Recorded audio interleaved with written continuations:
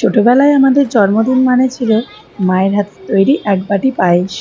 আর আজকে বর্তমান জেনারেশনের জন্মদিন মানে কিন্তু একটা আলাদা এক্সাইটমেন্ট আর পার্টি।